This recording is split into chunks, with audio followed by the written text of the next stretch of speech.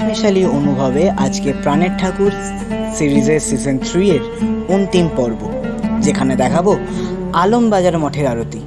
আলমবাজার মঠ রামকৃষ্ণ মিশনের দ্বিতীয় মঠ। তো চলুন আজকের পর্ব শুরু করা যাক। Welcome back to my channel. আপনারা দেখছেন ফার্স্ট স্পেশালি অনুভব, আর আপনাদের সঙ্গে আমি রয়েছি অনুভব। আজ আপনাদের জন্য আপনাদের প্রিয় সিরিজ প্রাণের ঠাকুর সিজন 3 এর অন্তিম পর্ব।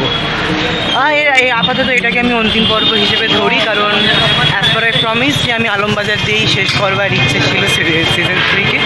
যাই হোক, আজকে আপনাদের জন্য আলমবাজার মঠের আরতি। মানে এবার আমি দেখা যাক যে আলমবাজার, আমি সেই লাস্ট 2 বছর আগে এসেছিলাম আলমবাজার। তো চলুন আজকে আলমবাজার মঠে গিয়ে, মানে বড়নগর, আমি লাস্ট এপিসোড যখন বড়নগর গেছিলাম, বড়নগর আমি গিয়ে দেখেছিলাম যে মোটামুটি একই রকম আছে আমি যা দেখেছিলাম। তবে হ্যাঁ, নতুন একটা জিনিস ইনভেন্ট করেছিলাম বড়নগর মঠে যখন আমি লাস্ট গেছিলাম। একটা জিনিস ইনভেন্ট করেছিলাম, ওই যে আপনাদেরকে মাঠটা দেখিয়েছিলাম না, বড়নগর ওই সাইডটাতে মাঠটা দেখিয়েছিলাম না আপনাদের। আমি দেখছিলাম যে বড়নগরের ওই মাঠে, যেখানে পাখি টাকি উঠছিল, যদি মনে থাকে আপনাদের, ওই মাঠের ওই এরিয়াটাতেই নাকি ওই পুরনো ভগ্নপ্রায় ভুতুরে বাড়িটা ছিল, যেখানে স্বামীজিরা ছিলেন। ঠাকুরের 11 জন শিষ্য যে বাড়িটাতে ছিল, ওই বাড়িটা নাকি ওই মাঠের এরিয়াটাতেই ছিল। আর যে মূল মঠের যে জায়গাটা, মূল মঠ আছে, ওইটা পরে তৈরি। যাই হোক, চলুন আজকে দেখা যাক যে আলমবাজার মঠে আমার জন্য নতুন কি সারপ্রাইজ বা নতুন কি ইনফরমেশান ওয়েট করে আছে। চলুন যাওয়া যাক। এর আগে আমি যে মঠ দেখে গেছিলাম, এখন কিন্তু সেই মঠ আদবে একদমই নেই। মঠের পুরনো স্ট্রাকচার ভেঙে নতুনভাবে সাজানো হচ্ছে মঠ। মঠের এই নতুন স্ট্রাকচারটা এই রকম। মাই গুডনেস, কি দেখে গেছিলাম আর কি হয়ে গেছে। 2023-এর জুন মাস নাগাদ আমি এসেছিলাম এখানে বড়নগর আর আলমবাজার। 2023-এর জুন মাস নাগাদ এসেছিলাম। জুন মাস নাগাদ আমি কি দেখে গেছি আর এখন কি হয়ে গেছে, ভাবাই যাচ্ছে না। কি ট্রান্সফরমেশন, রিকনস্ট্রাকশনের কি গুণ। ভাঙা চড়া আমি অ্যাকচুয়ালি ওই 1892 থেকে সম্ভবত অবধি ওরা মানে 1892 থেকে 1898 অবধি ওনারা ছিলেন এখানে। তো ওনারা থাকাকালীন যে বাড়ির যা পরিস্থিতি ছিল, আমি 2023-এ এক্স্যাক্টলি সেম পরিস্থিতিটা দেখে গেছি। তো একবার চলুন দেখা যাক যে ভেতরের অবস্থাটা কী। চলুন যাওয়া যাক। এই পাশের এইখানে একটা চায়ের দোকান ছিল আমার মনে আছে, আর এইখানে ওই ভাঙাচোরা অবস্থায় মঠটা ছিল। আর এখন মঠের প্রেজেন্ট কন্ডিশন এরকম। ভাবা যায় 2 বছরে কতটা বদলে গেছে মঠটা। চলুন দেখি পেছনের দরজাটা খোলা পাওয়া যায় কি না।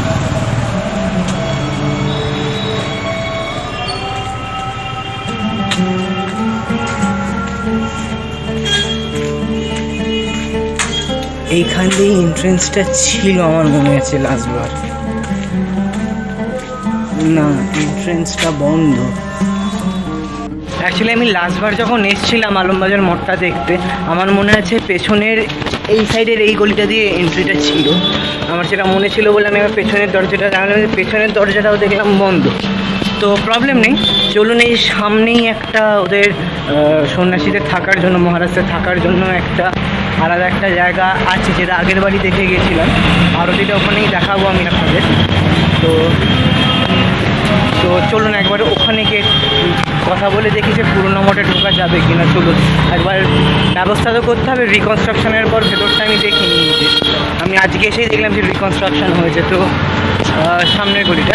তো চলুন একবার মহারাজের সঙ্গে কথা বলি। বড়নগর মঠের সন্ন্যাসীরা যেখানে থাকেন, আমি সেখানে গেলাম। জায়গাটি আপনাদের আগের বারও দেখিয়েছিলাম যখন প্রাণের ঠাকুর সিজন 2-তে এসেছিলাম।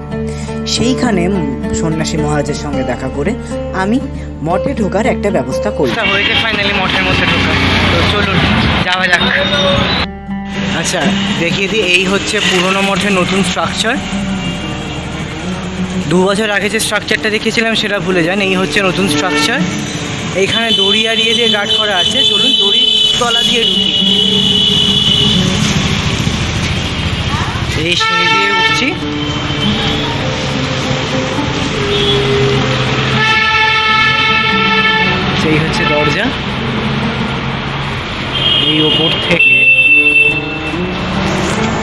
জয় তু শ্রী রামকৃষ্ণ। ওয়াও, পুরো স্ট্রাকচার তো পুরো চেঞ্জ হয়ে গেছে, কতবার যা দেখে গেছিলাম।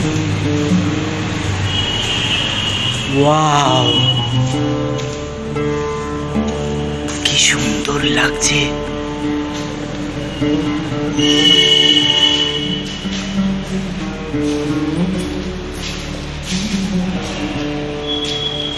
আগেরবার এই দিক দিয়ে ঢুকেছিলাম, আগেরবার দেখে হঠাৎ মনে পড়লো এইখানে সেই স্বামীজির ছবি আর স্বামীজির মূর্তি রাখা ছিল। এই হচ্ছে দোতলা। আমি জানি না এটাই পুরনো স্ট্রাকচার ছিল কি না,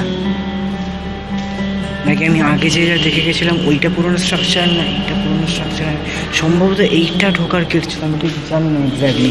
এইখানে হয়তো আমি মূর্তিটা দেখেছিলাম স্বামীজির। এইটা বোধহয় এই দরজা দিয়ে ঢুকেছিলাম, এই দরজাটা দিয়ে ঢুকে এইখানে স্বামীজির মূর্তিটা ছিল। আর এদিক আর এদিক দিয়ে হচ্ছে সিঁড়ি। এই তো এই একটা সিঁড়ি। হ্যাঁ এক্স্যাক্টলি, আমি এই জায়গাটাতে দাঁড়িয়েছিলাম। আমি এই জায়গাটাতে দাঁড়িয়েছিলাম, ওইখানটাতে মূর্তি ছিল। এই দিক দিয়ে একটা সিঁড়ি, এদিক দিয়ে একটা সিঁড়ি। এদিকে সিঁড়িটাকে ভেঙে দিয়েছে।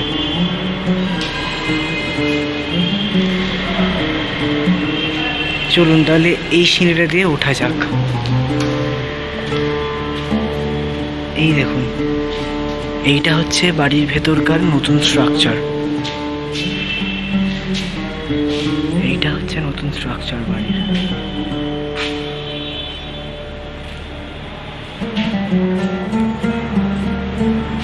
এই হচ্ছে নিচ।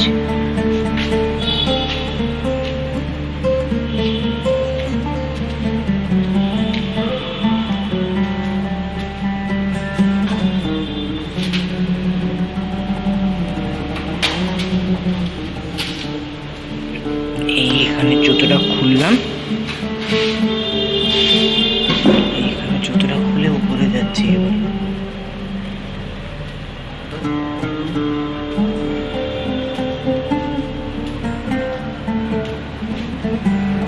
আমার মনে হয় আগে যে স্ট্রাকচারটা দেখে গেছিলাম ওটাই পুরনো স্ট্রাকচার ছিল, এটা নতুন করে বানিয়েছে।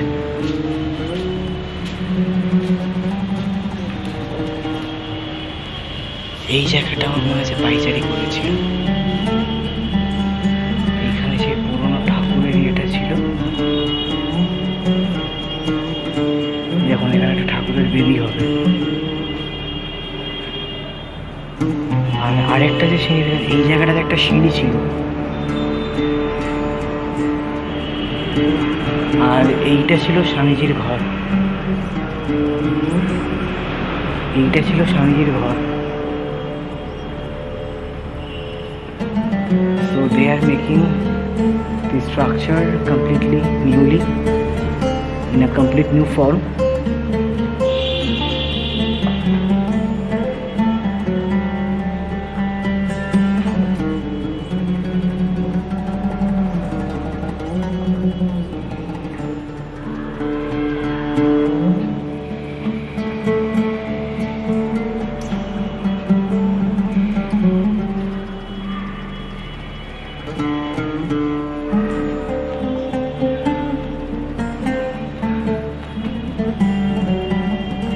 অ্যাকচুয়ালি যে ব্যাপারটা হয়েছে যে আলমবাজার মঠের পুরনো যে স্ট্রাকচারটা ছিল, মানে ওই 1892 থেকে 1897 বা 98 অব্দি, 98 সম্ভবত, 98 সালে নীলাম্বর মুখার্জির বাড়িতে ওনারা উঠে যান।